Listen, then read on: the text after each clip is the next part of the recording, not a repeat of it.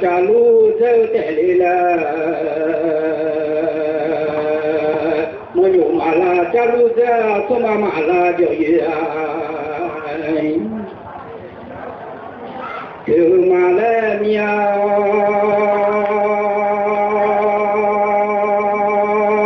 mi lu ni mà không thì mà tua lu lu không có cha mi lu mà lên nhà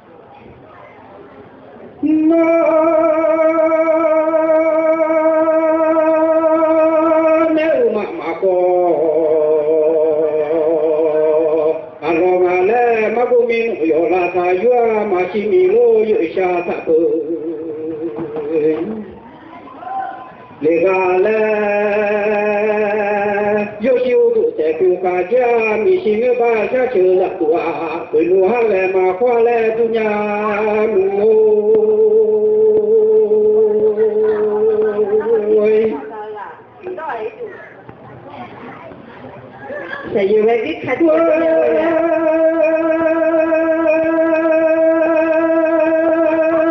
mà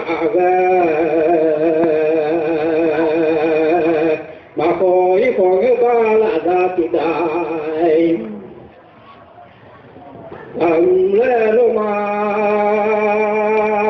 mi lo lo nghe là ba lo muốn cứ mà cả ra ra nhà lẽ lo nhà chơi chơi nhà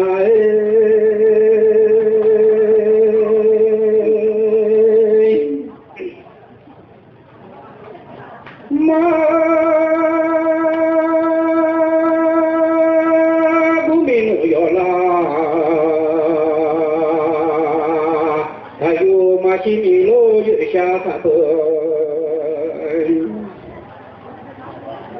le ga le ma sum ma la mi lo to nga mi lo ma la ko ni wa mi lo to lo je nga chi la to ma da cha na chi ma ta onu le la ko ni wa ko nya ma ka je nga chi la ne sa nya pe ne wo te la ya na chi mai